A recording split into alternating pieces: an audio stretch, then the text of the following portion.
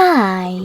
In front of me is Motorola Moto E22i, and today I would like to show you how you can change default apps.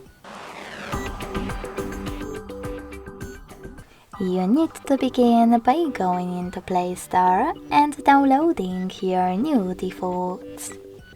In my case, Opera Mini browser. When your apps are ready, go into Devices Settings and select Apps section right away.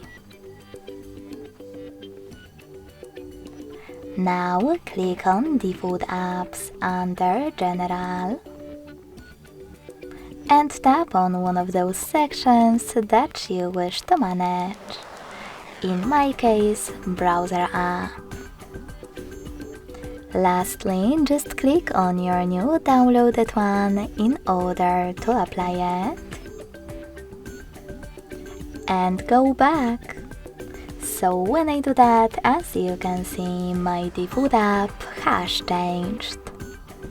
Thanks so much for watching. If you enjoyed this video, don't forget to leave a like, comment and subscribe. Bye!